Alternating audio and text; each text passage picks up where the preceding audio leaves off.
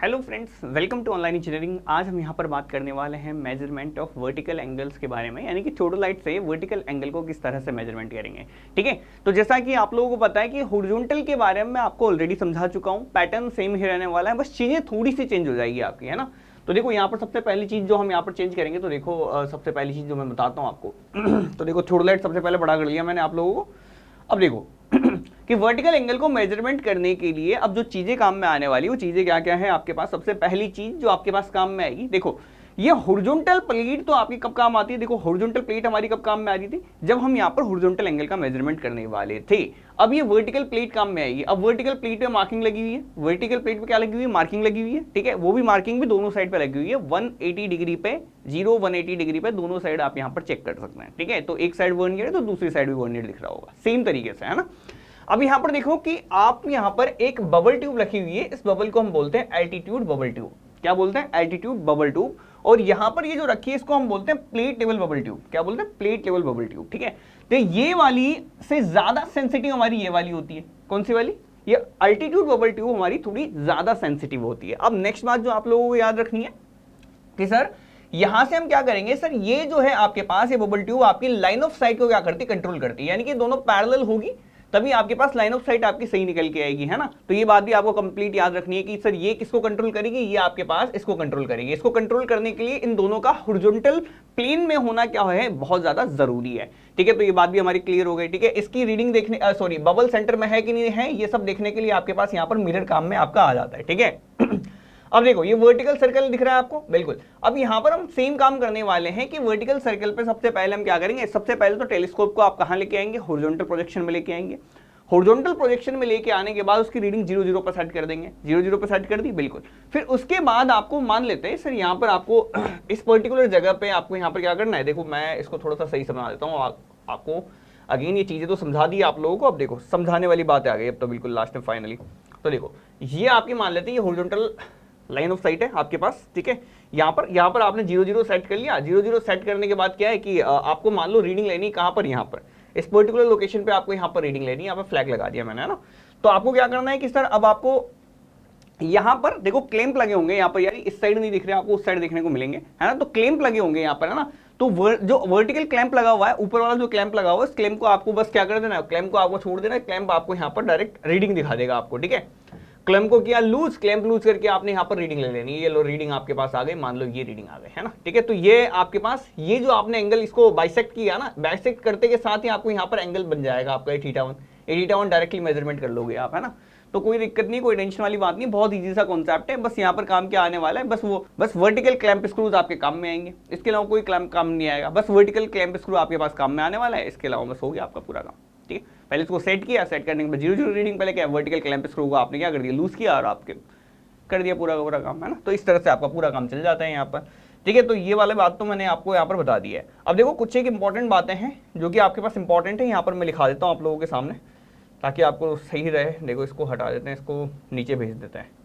यहाँ पे लिखा है वर्टिकल एंगल क्या होता है, vertical angle is an angle between the inclined line of site and the horizontal. ठीक है, तो हॉरिजॉन्टल लाइन ऑफ साइट के बीच में बनने वाला एंगल आपका क्या कहलाएगा, ये कहलाएगा। ये बात हम यहाँ पर ऑलरेडी कह चुके हैं कि लाइन ऑफ साइटिंग ये मेरे पास, अगर मेरे पास टेलीस्कोप है तो ये इसकी लाइन ऑफ साइट जा रही है। इस लाइन ऑफ साइट के साथ जो भी एंगल आपका बन के निकल के आएगा, ये एंगल आपका क्या कहलाएगा, वर्टिकल एंगल कहलाएगा।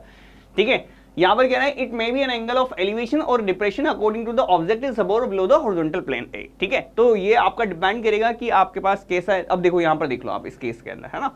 तो यहाँ पर अगर मैं देखूं तो यहाँ पर दो एंगल बना रखे हैं। एक एंगल बना रखा है यहाँ पर ये अल्फा, और ये आपके पास बना रखा है बीटा। दो एंगल बना रखे हैं, ये हॉरिजॉन्टल लाइन जा रही है बीच में, है ना। ठीक है, तो नीचे वाला एंगल आपके पास कौन सा है, ये एंगल ऑफ डिप्रेशन है, ये एंगल ऑफ एलिवेशन है। तो दोनों तरह से किस भी हिसाब से आप कर सकते हैं। यहाँ पर आपने पहले क्या किया, हॉरिजॉन्टल पे सेट किया, उसके बाद अपर क्लैंप स्क्रू का आपने क्या कर देना, लूज कर देना। उसके बाद आपने यहाँ पर अपर क्लैंप कौन सा, अपर वर्टिकल वाला, है ना। ठीक है, तो वो होगा आपके पास लूज। ठीक है, अभी प्रोसीजर बड़े अच्छे तरीके से बता दूंगा अभी आप लोगों को। देखो तो ये अल्फा ले लिया, बीटा ले लिया आपने, दोनों के दोनों काम आपके पास यहाँ पर हो गए। ठीक है, सेम तरह से इस तरह से भी ले सकते हैं। अगर हॉरिजॉन्टल लाइन ये है तो हॉरिजॉन्टल से पहले यहाँ तक बी ले लिया, फिर यहाँ से लेके ये ले लिया, तो इससे भी इसके थ्रू भी आप यहाँ पर निकाल सकते हैं एंगल AOB, है ना। एंगल AOB आप यहाँ पर निकाल सकते हैं, कोई दिक्कत नहीं, कोई टेंशन वाली बात नहीं है ना। तो एंगल AOB कितना हो जाएगा आपका, बीटा माइनस अल्फा। ये बीटा ये पूरा है, ये अल्फा आपके पास इतना है। ठीक है, अच्छा सॉरी यहाँ पर उल्टा लिख रखा है आपने, अल्फा माइनस बीटा, अल्फा पूरा है, बीटा यहाँ पर दे रखा है, ये अल्फा है, ये वाला एंगल अल्फा दे रखा है, ये वाला एंगल आपको बीटा दे रखा है, ठीक है, सिंपल है बिल्कुल। सेम ऐसे यहाँ पर भी निकाल लेंगे, अल्फा माइनस बीटा से निकल रहा है, ठीक है, सेम है, बस ये ऊपर की तरफ है, नीचे की तरफ है ना।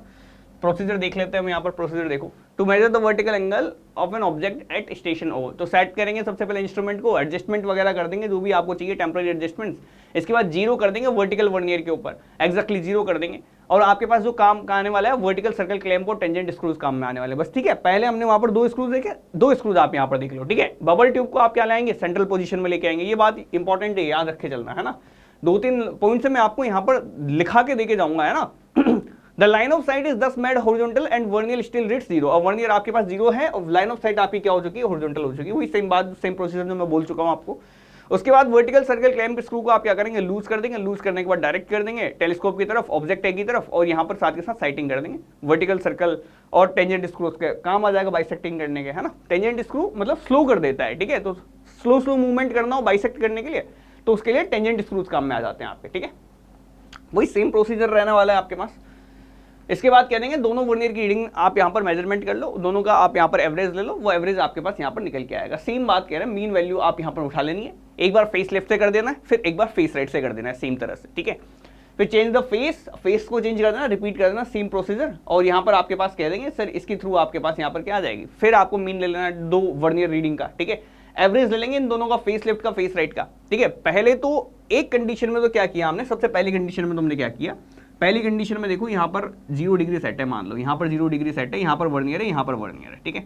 तो यहाँ पर भी रीडिंग बताएगा, यहाँ पर भी रीडिंग बताएगा, ठीक है, 180, क्योंकि 2 जगह वर्नियर आपके पास मार्क्ड है, ठीक है। तो सर एक यहाँ बता दिया, एक ने यहाँ पे बता दिया, तो दोनों जगह हमने यहाँ पर चेक कर लिया, ठीक है, दोनों जगह हमने यहाँ पर चेक कर लिया। अब दोनों जगह चेक करने के बाद 0 180 डिग्री चेक करने के बाद आपने क्या कर देना है, आपने इसको लेके आना है, आपने जो भी एंगल मेजरमेंट करना था एंगल मेजरमेंट कर देना। मान लो ये कुछ 30 डिग्री निकल के आया, ये मान लो 30 डिग्री और 2 मिनट निकल के आया, है ना। पहली रीडिंग लिए फेस लेफ्ट से ली, अभी हम फेस लेफ्ट की रीडिंग ले रहे हैं, फेस लेफ्ट की, ठीक है। तो आप यहाँ पे कह देंगे most probable angle 30 degree 1 minute हो जाएगा, ये आपने मोस्ट प्रोबेबल एंगल बोल दिया, ठीक है। अब फिर सेम काम आप फेस राइट से करना, फेस राइट से करना, फेस राइट से चेक किया तो फेस राइट से मान लो फेस राइट से यहाँ पर 30 डिग्री और यहाँ पर भी 30 डिग्री 2 मिनट निकल के आया, है ना।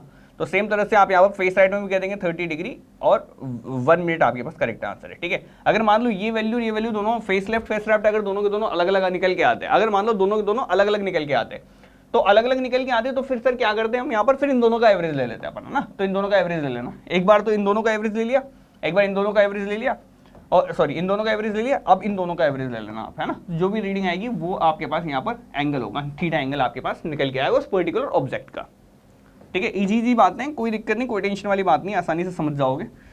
जिन्होंने हॉरिजॉन्टल एंगल वाला पढ़ लिया ना, उनको वर्टिकल एंगल निकालने में कतई परेशानी नहीं आएगी। जो मैं प्रोसीजर आपको इतना टाइम से बताता आ रहा हूँ, जो भी था मैंने स्टार्टिंग में ही क्लियर कर दिया था आपके सामने, ठीक है। तो जिन्होंने स्टार्टिंग वाली बातें पकड़ ली वो उनके लिए ये प्रोसीजर कुछ भी नहीं है, ठीक है।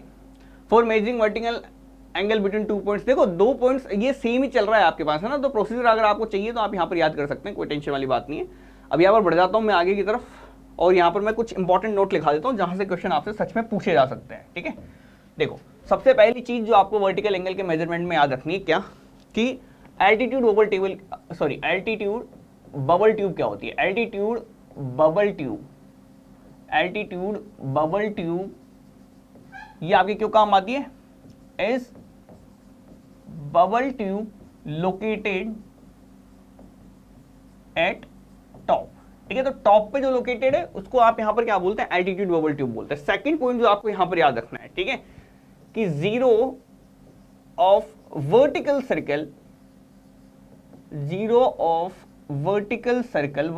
पे 0 0 0 दोनों पे मार्क करेंगे ना, मेन स्केल पे भी 0 मार्क कर देंगे, वर्नियर स्केल पे भी 0 मार्क कर देंगे, ठीक है। तो 0 of vertical circle and centre of bubble in altitude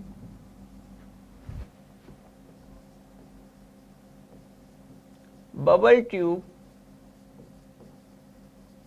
must be ensured, ठीक है। वही सेम बात कि must be ensured for horizontal line of sight, ठीक है। तो हॉरिजॉन्टल लाइन ऑफ साइट को लाने के लिए पहले आपको जीरो वर्टिकल सर्कल पे लेके आना पड़ेगा, सेंटर बबल ट्यूब को आपको एल्टीट्यूड बबल के अंदर बबल को सेंटर पर रखना पड़ेगा।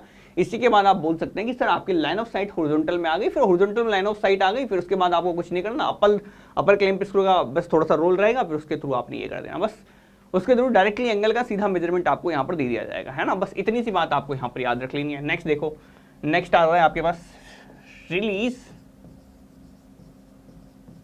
Vertical clamp screw and rotate in vertical direction to focus the target। ठीक है, बस ये लो, आपका पूरा प्रोसीजर इन 3 लाइन में मैंने कंप्लीट कर दिया है।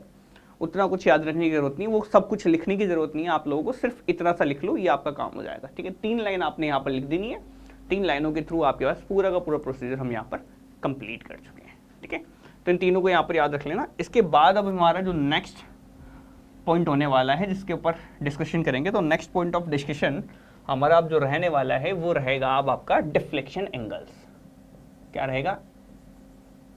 Deflection angles. ठीक है, आ जाओ। अब देखो डिफ्लेक्शन एंगल्स सर क्या होते हैं? सर ये डिफ्लेक्शन एंगल्स क्या होते हैं? अब तक सर सारे एंगल्स तो हमने देख लिए, ये सर डिफ्लेक्शन एंगल के बारे में आप यहाँ पर हमें बताएं। ठीक है, तो देखो डिफ्लेक्शन एंगल की डेफिनेशन समझने से पहले डिफ्लेक्शन एंगल को ही क्लियर कर लेते हैं। देखो मान लो ये आपके पास एक लाइन जा रही है, ठीक है, ये एक ट्रेवर्स लाइन है। ठीक है, अब ये ट्रेवर्स लाइन आपके पास स्टार्टिंग में ऐसी है, फिर बाद में आपकी थोड़ी ऐसी होगी। ठीक है, घूम गई। ठीक है, ट्रेवर्स लाइन है भाई, घूम सकती है, उसको भी अधिकार है अपना, बिल्कुल है सर, कोई दिक्कत नहीं, कोई टेंशन वाली बात नहीं है ना। अब देखो यहाँ पर अगर मैं बात करूँ कि अगर ये लाइन मेरी प्रीवियस लाइन अगर मेरी सीधी गई होती तो कुछ ऐसी जाती। देखो सिंपल सी बात है कि अगर सर ये लाइन जो मेरे पास जा रही है, ये लाइन आपके पास जो प्रीसीडिंग लाइन है यहाँ पर आपकी ए बी, यहाँ से ए बी सी पे गया हूँ, मान लो ए बी और सी पे गया है ना। ठीक है, तो ए बी लाइन को अगर यदि मैं यहाँ पर एक्सटेंड करूँ या प्रोलॉन्ग करूँ, तो प्रोलॉन्ग करने के बाद यहाँ पर आपको ए बी लाइन ऐसी देखने को मिलेगी। ठीक है, लेकिन सर इसके रेस्पेक्ट में अगर मैं चेक करूं तो जो बीसी लाइन है, बीसी लाइन आपके पास क्या होगी? ये घूम गई है। ठीक है, अब कितनी घूमी है यही सब की सब क्या करता है? डिपेंड कर जाता है। ठीक है, अब देखो ये मेरे पास कितना एंगल बना, ये मेरा एंगल बना। ठीक है, तो ये आपके पास कौन सा एंगल है? ये आपका डिफ्लेक्शन एंगल कहलाएगा। ये आपका क्या कहलाएगा? Deflection angle. तो डिफ्लेक्शन एंगल कुछ नहीं है, कितने से प्रीवियस लाइन आपकी कितने एंगल से डिफ्लेक्ट हो गई है, बस उसी एंगल को आप यहां पर क्या कहते हैं? डिफ्लेक्शन एंगल बोलते हैं। ठीक है, डिफ्लेक्शन एंगल।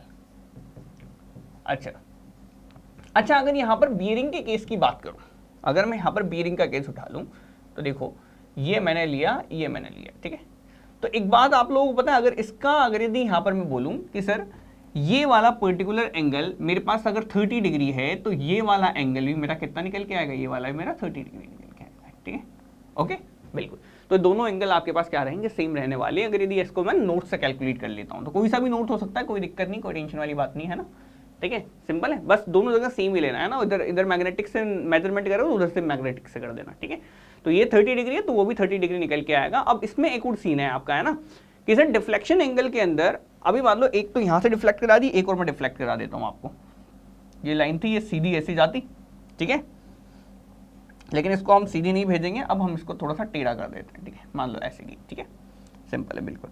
तो सर यहाँ पर जो डिफ्लेक्शन एंगल बना आपका, तो ये देखो यहाँ से ये लाइन ऐसे जानी चाहिए थी, लेकिन ऐसे चली गई। ठीक है, तो ये जो आपका एंगल बना है, इसको आप यहाँ पर डिफ्लेक्शन एंगल बोलेंगे। ये भी आपका क्या है? डिफ्लेक्शन एंगल है। ठीक है, अगर यदि यहाँ पर मैं बोलूँ कि ये जो डिफ्लेक्शन एंगल है ब्लू वाला, इस ब्लू वाले की वैल्यू है आपकी कितनी? अल्फा डिग्री, और इसकी वैल्यू है आपकी थीटा डिग्री। ठीक है, ओके। तो अब यहाँ पर आपको ये भी चेक करना होता है, वो आपको ये भी देगा कि सर लेफ्ट साइड में घूमे हैं हम कि राइट साइड में घूमे हैं। ठीक है, तो वो डिपेंड करता है कि हम एंटी क्लॉकवाइज गए हैं कि हम यहाँ पर क्लॉकवाइज गए हैं। अच्छा देखो यहाँ पर देखो आप, प्रीवियस लाइन आपकी कैसी थी कि बिल्कुल ऐसी सीधी जा रही थी, लेकिन प्रीवियस लाइन के रेस्पेक्ट में, जो हमारी प्रीसीडिंग लाइन के रेस्पेक्ट में जो हमारी फॉरवर्ड लाइन है, वो फॉरवर्ड लाइन कैसी घूमी है? यहाँ पर क्लॉकवाइज डायरेक्शन में घूमी है। कैसे घूमी है? क्लॉकवाइज डायरेक्शन में घूमी है। अगर ये क्लॉकवाइज डायरेक्शन में घूमी है तो इसको मैं क्या बोल दूंगा? L.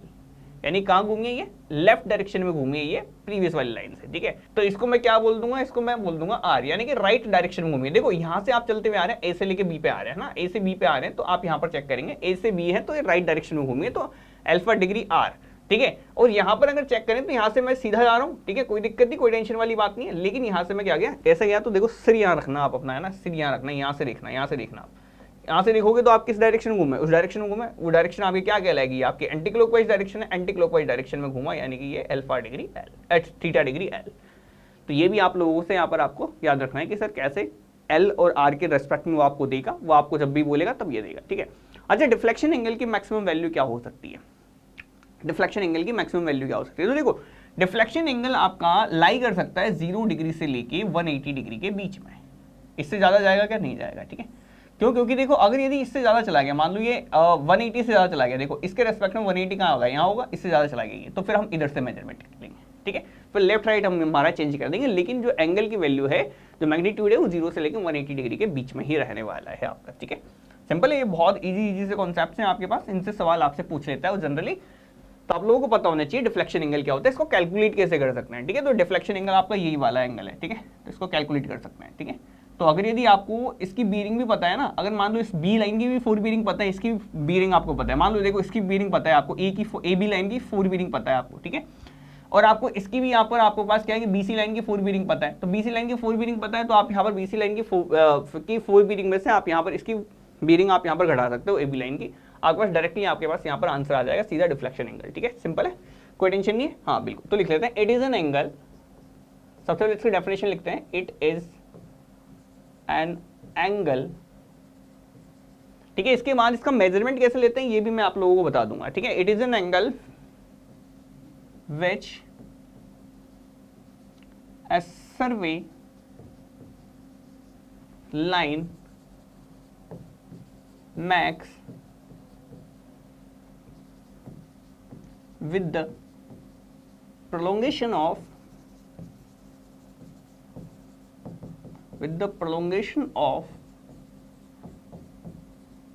the preceding line, with the prolongation of the preceding line, it is designated as R और L, ठीक है, R या L, ठीक है, अकॉर्डिंग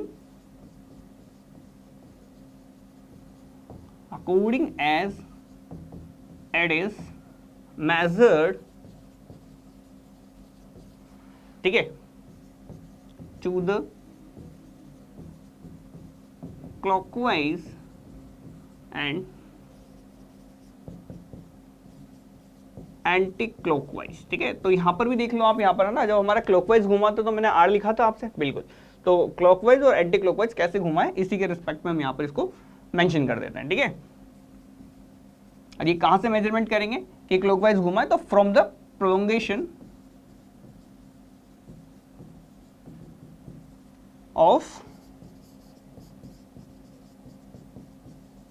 प्रीवियस लाइन। सिंपल सी चीजें, कोई दिक्कत नहीं है ना, ठीक है। तो अब यहां पर लिख देते हैं रेंज, तो रेंज कितनी है, 0 डिग्री से लेके 180 डिग्री के बीच में, ठीक है।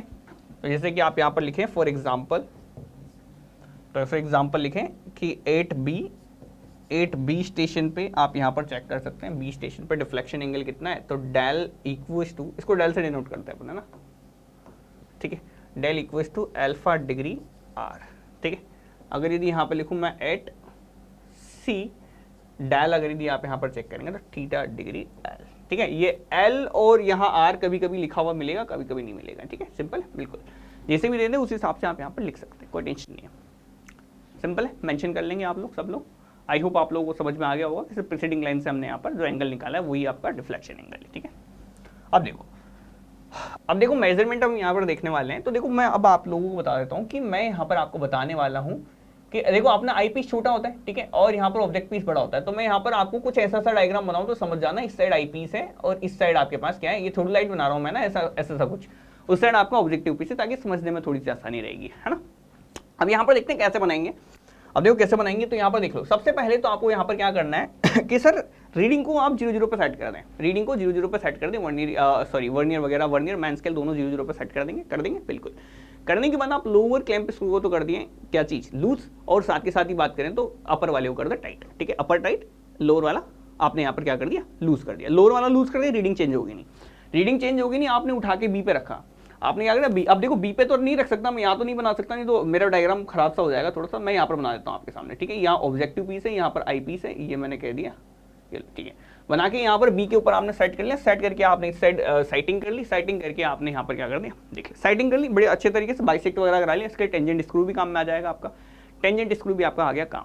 अब इसके बाद आपको क्या करना है, इसकी ट्रांजिटिंग कर देनी है। ट्रांजिटिंग का मतलब क्या होता है, इसे वर्टिकल प्लेन में घुमाना 180 डिग्री में, और किसके रेस्पेक्ट में, हॉरिजॉन्टल एक्सिस के रेस्पेक्ट में, ठीक है, हॉरिजॉन्टल रेस्पेक्ट है, आपने यहाँ पर ऐसे घुमा दिया, यानी कि ऐसे रखा हुआ है, यहाँ बाइसेक्ट किया हुआ मैंने एक ही तरफ बाइसेक्ट करके मैंने यहाँ पर इसकी ट्रांजिटिंग कर दी, ठीक है, ट्रांजिटिंग कर देनी है बस, ट्रांजिटिंग कर दी, ट्रांजिटिंग करके इधर आया, ठीक है, इधर आया तो यहाँ पर मेरे को ये लाइन, ये एंगल्स मेरे को यहाँ पर पता चल जाएंगे ऑलरेडी, ठीक है, तो यहाँ पर मैंने सेट कर दिया है ना। अब आपको क्या करना है, कुछ नहीं करना, यहाँ पर सेट हो रखा है ऑलरेडी, ठीक है, अपर वाले को क्या कर देना है आप लोगों को, अपर वाले को अब कर देना है लूज, और लोअर वाले को कर देना है टाइट, टाइट करके मेरे को मान लो यहाँ पर इस डायरेक्शन में आपका सी पॉइंट है, सी पॉइंट की तरफ मैं इसको घुमा के लेके आया, अब घुमा के लेके आऊंगा तो यहाँ पर रीडिंग चेंज हो जाएगी, अब जितना घुमाऊंगा वो डायरेक्ट आपको क्या दिखा देगा, डिफ्लेक्शन एंगल आपको यहाँ पर चेक करके बता देगा डायरेक्टली, सीधा का सीधा आपका एंगल यहाँ पर आपका मेजरमेंट होगा, डिफ्लेक्शन एंगल का डायरेक्ट कैलकुलेशन आपने यहाँ पर कर ली, ठीक है, तो कोई दिक्कत नहीं, कोई टेंशन वाली बात नहीं, तो इजी बात है ना। तो यहाँ पर आप डायग्राम बनाओ तो डायग्राम में ही ये डायरेक्शन आप यहाँ पर बना देना, ठीक है, कि पहले ऐसे था और फिर बाद में आपने यहाँ पर क्या कर देना है, बाद में आपने ऐसे कर दिया, ये लो साहब, ठीक है, ये उठा के ऐसे कर दिया और यहाँ से उठा के ये मेजरमेंट हो गया, बस ये आप यहाँ पर डायग्राम के साथ साथ ही बना ले, ज़्यादा बेहतर रहेगा, ठीक है, तो इसमें आपको समझने की जरूरत नहीं पड़ेगी, सेम तरीके से आप यहाँ पर क्या करेंगे, उठा के यहाँ पर लेके आएंगे, ठीक है, कोई दिक्कत नहीं है।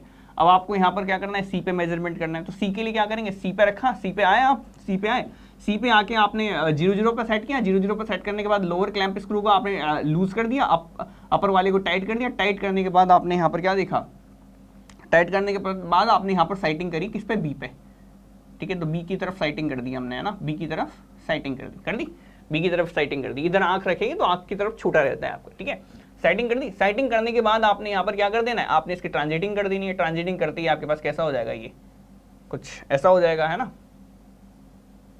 ठीक है। अब ये देखो बी पे रखा हुआ है, ये मैंने आगे रख के दिखा दिया आपको, ये रखा सी पे रखा हुआ है, ये सी पे रखा हुआ है, ये इसको उठा के यहाँ सी पे रख देना आप, ठीक है, ये रख दिया सी पे, हाँ बिल्कुल, ठीक है। अब यहाँ पर क्या कर देना, अपर वाले को क्या कर दो, लूज कर दो, लोअर वाले को टाइट कर दो, उठा के आप यहाँ पर इस साइड में जो भी आपके पास यहाँ पर डी है, डी की तरफ जाओ, डी की तरफ बाइसेक्ट कर दो, रीडिंग में चेंज आएगा, वो रीडिंग में चेंज आप यहाँ पर देख सकते हैं, ऐसे ऐसे चेंज कर दिया, फिर इसको चेंज करके आपने ये मेजरमेंट कर लिया, ठीक है, डायरेक्टली मेजरमेंट आ जाएंगे आपके, ठीक है। सिंपल डायग्राम आप बनाओगे, डायग्राम के थ्रू ही पूरा का पूरा आप यहाँ पर आसानी से समझ सकते हैं, ठीक है। तो डिफ्लेक्शन एंगल कैसे मेजरमेंट करते हैं, मेजरमेंट करना भी बता दिया आप लोगों को, ये डिफ्लेक्शन एंगल क्या होता है, एंगल भी बता दिया आप लोगों को, ठीक है। डिफ्लेक्शन एंगल से भी सवाल पूछा गया है आपसे कि डिफ्लेक्शन एंगल बताएं, अगर यदि आपको 2-3 बेयरिंग देके आपको डिफ्लेक्शन एंगल कैलकुलेट करा देगा। देखो सिंपल ज्योमेट्री आप जहां तक लगाओगे ना, या सिंपल तरह से आप एंगल कैलकुलेशन जो सिंपल तरह से करोगे ना आप, तो ज्यादा ईजी पड़ता है आप लोगों को, है ना। तो मैं कहता हूँ आप फॉर्मूले के बजाय ना जाते हुए आपको जितनी भी समझ है उतनी समझ मेरे ख्याल से सफिशिएंट रहती है एंगल्स मेजरमेंट करने के लिए, ठीक है। तो एंगल आसानी से मेजरमेंट कर लोगे, करके आप यहाँ पर निकाल सकते हैं आसानी से, ठीक है। बढ़े आगे डिफ्लेक्शन एंगल के बाद, ठीक है। अब सर डिफ्लेक्शन एंगल के अलावा तो सर ये आप तो बता दिया, सर अगर क्या हो कि सर मेरे को बीयरिंग कैलकुलेट करनी है तो कैसे करूँ, मैग्नेटिक बीयरिंग अगर सर मुझे कैलकुलेट करनी है तो मैं कैसे करूँ, ठीक है। तो यहाँ पर नेक्स्ट पॉइंट हम यहाँ पर डाल देते हैं, मेजरमेंट ऑफ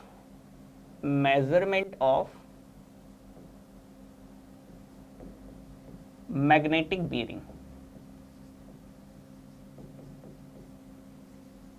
ट्यूबलाइट से बीयरिंग मेजरमेंट करना, सर ये क्या बात कर दी आपने, है ना, ये तो सर मजा ही नहीं आ जाएगा, फिर कंपास को क्यों यूज करेंगे फिर हम, हाँ ठीक है। कंपास सर्वे से ज्यादा बेटर एक्यूरेसी आपकी रहती है ट्यूबलाइट की, ठीक है। चेन से ज्यादा अच्छी कंपास की, कंपास से ज्यादा अच्छी आपकी इसकी एरिया आप यहाँ पर लार्जर कवर कर सकते हैं एज कंपेयर टू कंपास, ठीक है। और आप यहाँ पर अगर बीयरिंग निकालनी तो बीयरिंग भी कैलकुलेट करके दे सकते हैं। तो फिर सर इसी वजह से इसको कह देते हैं कि यूनिवर्सल इंस्ट्रूमेंट है, कोई टेंशन वाली बात नहीं है। इसी को अगर यदि आप चाहें ना आगे लेवलिंग जब हम यहाँ पर करने जाएंगे, लेवलिंग के बारे में मैंने आपको डेफिनेशन बताई है, स्टार्टिंग में छोटा सा इंट्रो आपको दिया था। तो ये थोडोलाइट को एज एन लेवल भी आप यहाँ पर यूज कर सकते हैं, ठीक है। तो इसको हॉरिजॉन्टल एक्सिस में फिक्स करके आप इसको एज ए लेवल भी यूज कर सकते हैं। थोडोलाइट एज ए लेवल भी आपका यूज आ जाता है, ठीक है। यूनिवर्सल इसको इसीलिए बोलते हैं, ठीक है। ओके, तो देखो नेक्स्ट है, ये भी पॉइंट को मैं यहाँ पर नोट के फॉर्म में लिखा दूँ, क्योंकि कहीं ना कहीं स्टेटमेंट के टर्म में आपसे पूछ सकता है, ठीक है। तो यहाँ पर लिख देता हूँ मैं आपको measurement of magnetic bearing. Magnetic bearing को कैसे मेजरमेंट करेंगे, तो देखो यहाँ पर मैं तरीका बताता हूँ आपको, है ना। यहाँ पर एक लाइन उठा लें पहले, चलो ये एक लाइन उठा लेता हूँ मैं आपके सामने। मान लो सर ये एक लाइन है ए बी, और ए बी के ऊपर आपको यहाँ पर मैग्नेटिक बेरिंग आपको यहाँ पर कैलकुलेट कर, देखो इससे ज़्यादा तो और क्या चाहिए आपको, ठीक है। इसमें कर दिया सेट। आप देखो सबसे पहले क्या करना है, ये ए पॉइंट है आपका, ये बी पॉइंट है आपका, ठीक है। ये पॉइंट है आपका, ये बी पॉइंट है आपका, ठीक है। यहाँ प्रोसीजर लिख रहा हूँ, वहां पर बताता जाता हूँ, ठीक है। सबसे पहले देखो, सबसे पहले क्या करना है आपको, सेट कर देंगे इंस्ट्रूमेंट को 8A पे, सेट इंस्ट्रूमेंट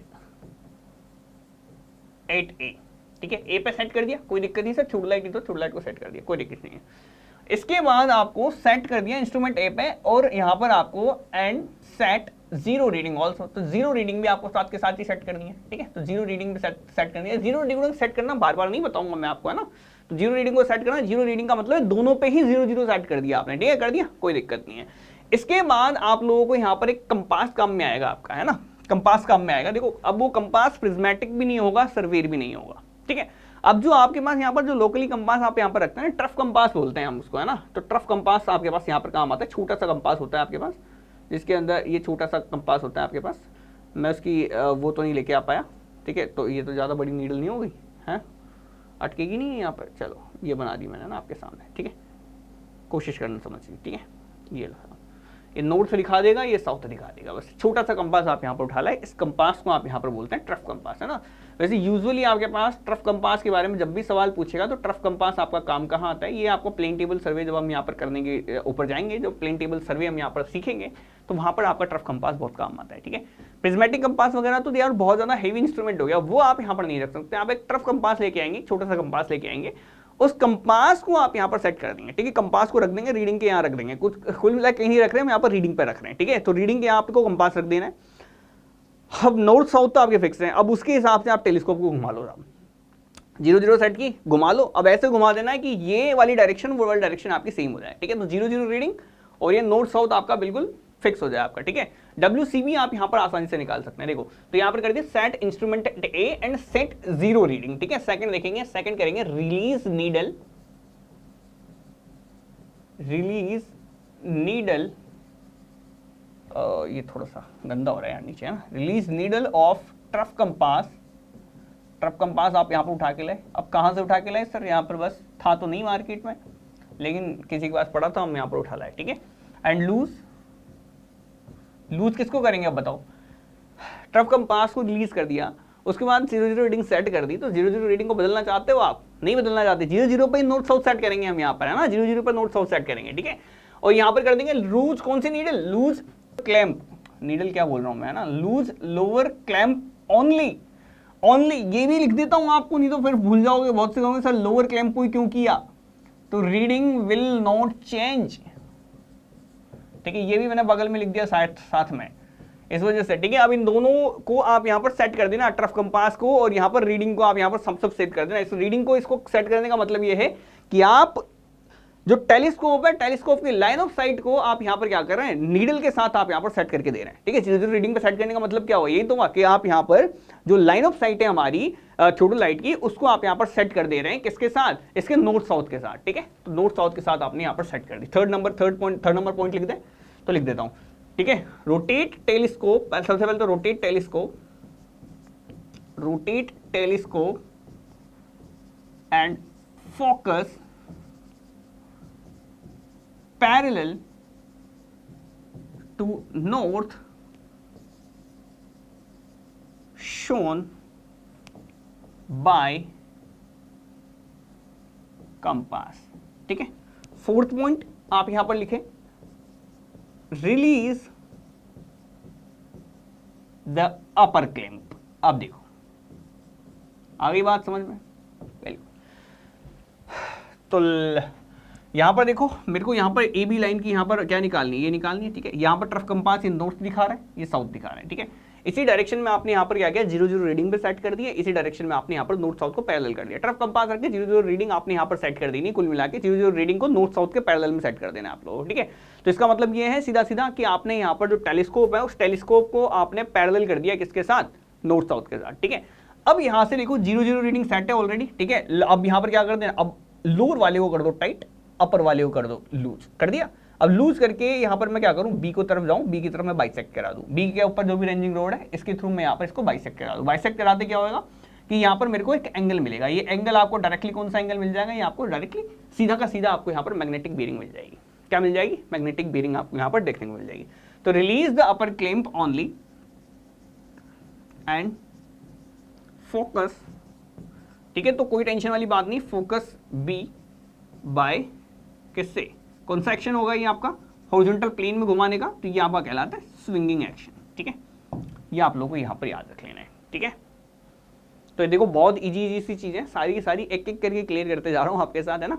तो कोई टेंशन वाली बात नहीं है, बस वही सारी बातें जिन्होंने हॉरिजॉन्टल एंगल का मेजरमेंट सीख लिया ना मुझसे, उसके बाद आप ये सारे के सारे बिल्कुल आपको लगेंगे अरे यार सर ये क्या बता रहे हो आप, है ना, छोटी छोटी बातें। अब देखो लेकिन अब प्रॉब्लम कहाँ आएगी, अगर मान लो मेरे को एक नंबर ऑफ एरियाज के ऊपर यहाँ पर मैग्नेटिक बीयरिंग आपको निकालनी है, तो हर बार आपको 0 पर सेट करनी पड़ेगी, ठीक है, सिंपल। अगर आपको 10 बार करना है 10 बार 0 पर सेट करो, और 0 पर टर्फ कंपास को आप बराबर बराबर लेके आओ, बराबर बराबर लेके टेलीस्कोप को, और वहां पर क्या करो, वापस से आप यहाँ पर रीडिंग लेना चालू करो, तो मैग्नेटिक बीयरिंग मिल तो जाएगी आपकी, है ना।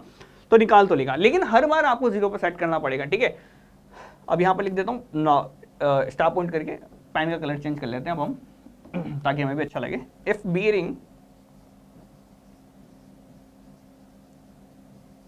bearing is measured at every point set 0 towards north at every point, ठीक है। कोई टेंशन वाली बात नहीं है, हर बार आप यहां पर क्या करेंगे, 0 यहां पर सेट करेंगे नॉर्थ की तरफ। लेकिन अगर मान लो किसी भी पर्टिकुलर एरिया में अगर यदि आपका लोकल अट्रैक्शन है, तो लोकल अट्रैक्शन की वजह से रीडिंग्स आपकी खराब हो जाएगी। ये तो सिंपल सी बात है, अगर मेरे को 10 जगह करना है 10 जगह मेरे को 0 सेट करना पड़ेगा, लेकिन कहीं ना कहीं तो मेरा टर्फ कंपास भी धोखा देगा ही, वो भी तो कहीं ना कहीं आपके पास यहाँ पर स्टील के बटन, स्टील के पैन, यहाँ पर अर्थ के अंदर आयरन ओर है, कोई भी आपके पास ऐसा मैग्नेटिक एलिमेंट है, मैग्नेटिक एलिमेंट को देख के, अपने क्रश को देख के वो क्या हो जाएगा, डिविएट हो जाएगा अपने रास्ते से, ठीक है। तो क्या करेगा वो क्या करेगा फिर वो आपको गलत रीडिंग देगा, गलत रीडिंग देगा तो गलत मैग्नेटिक बीयरिंग, गलत मैग्नेटिक बीयरिंग मतलब आपने गलत एंगल कैलकुलेशन आपने कर दी। तो गलत एंगल कैलकुलेशन तो हमें बचना है ना, इन सब चीजों से तो हमें बचना है। अब बचने के लिए हम यहाँ पर क्या करें, तो बचने के लिए आप यहाँ पर, अब मैं आपको डिफ्लेक्शन एंगल के थ्रू अब यहाँ पर मैं आपको मैग्नेटिक बीयरिंग को आप यहाँ पर सेट करना बताता हूँ। अब देखो नेक्स्ट पॉइंट, तो सर नेक्स्ट पॉइंट सबसे पहले लिख लेते हैं, इसके बाद मैं आपको एक एक पॉइंट आपको क्लियर करके चल रहा हूँ, है ना, ठीक है। अब लिख देता हूँ, if any station is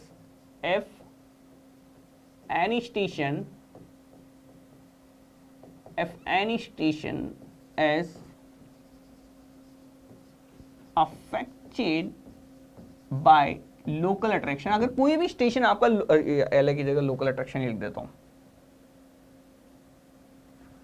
by local attraction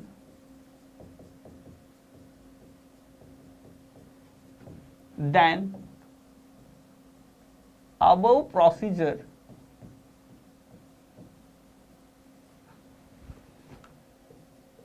is not used, ठीक है। तो ऊपर वाला प्रोसीजर हम आप यहां पर काम में नहीं लेते हैं, ठीक है। अब यहां पर देखें तो इसके लिए फिर हम क्या करेंगे, तो इसके लिए देन अब यहां पर हम क्या करने वाले हैं कि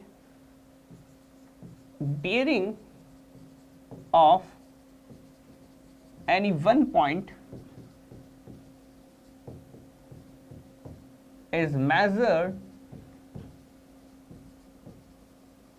and magnetic bearing of other points are calculated using deflection angle, ठीक है। तो बाद में आप डिफ्लेक्शन एंगल को आप यहाँ पर यूज करेंगे, यूज करके आप यहाँ पर निकाल लेंगे। ठीक है, सिंपल सी बात है। अब तक तो मैंने यहाँ पर कोई भी कुछ भी आपको ऐसी बात नहीं बताई है जो कि हम यहाँ पर डिस्कस नहीं कर चुके हैं। ठीक है, सारी बातें मैंने यहाँ पर आपको डिस्कस कर दी, उसके बाद बताइए। अब देखो, अब देखते हैं आगे की तरफ। अब यहाँ पर बात करते हैं सर कैसे कैलकुलेट करेंगे। ठीक है, तो मान लेता हूँ कि सर हमने यहाँ पर एक ही पॉइंट की बीयरिंग लेनी। सबसे पहले बात जो मैं आप लोगों को भूल चुका हूँ कि सर एक ही पॉइंट की फिर बीयरिंग लेनी है, एक ही पॉइंट की बीयरिंग लेके फिर हम आगे की बात करेंगे। ठीक है, तो ये एक ही पॉइंट की बीयरिंग ले ली मैंने आपको। ठीक है, और यहाँ पर मान लेता हूँ ये ए है, ये बी है, ये आपका सी चलने वाला है। ठीक है, सिंपल है बिल्कुल। बीयरिंग आपको अब एक ही बार लेनी है। बीयरिंग ली आपने एक बार बीयरिंग ली। बीयरिंग लेते हैं आपके पास कितना आ गया, यहाँ पर मान लेता हूँ कुछ एंगल आया होगा θ1, इसको हमने यहाँ पर कह दिया सर θ1 नाम से एंगल है। ये एक सिंगल बीयरिंग आपने यहाँ पर थियोडोलाइट को सेट किया ट्रफ कंपास के पैरेलल में, उसके थ्रू आपने एक θ1 की रीडिंग आपने यहाँ पर उठा ली। ठीक है, सिंपल है बिल्कुल। अब सर इसको निकाल तो लिया आपने। अब निकालने के बाद आपको क्या करना है, अब आपको उठा के आपको यहाँ पर एक सेकंड पहले मैं इसको डायग्राम को कंप्लीट कर लेता हूँ, उसके बाद आपको समझाता हूँ अच्छे तरीके से। ठीक है, तो आपने यहाँ पर अब तक क्या कर रखा है, θ1 को आपने यहाँ पर रीडिंग ले रखी और कुछ आपने नहीं किया है ना। अब आप यहाँ पर क्या करें, इंस्ट्रूमेंट को आप यहाँ पर बी पे उठा के ले आए। आपने ए पे तो क्या करना है, ए के ऊपर तो जाके आपने बी के थ्रू आपने यहाँ पर निकाल लिया। बस आपको यहाँ पर θ1 की कैलकुलेशन कर देनी है। ठीक है, θ1 कैलकुलेट कर लिया पिछले मेथड के थ्रू, आपने यहाँ पर θ1 कैलकुलेट कर दिया। अब आपको यहाँ पर बीयरिंग निकालनी है, किसकी, दूसरे पॉइंट की बीयरिंग निकालनी है, बीसी पॉइंट की आपको यहाँ पर बीयरिंग निकालनी है। तो बीसी पॉइंट की बीयरिंग कैसे निकालेंगे, अब आप बी के ऊपर लेके आओ इंस्ट्रूमेंट को।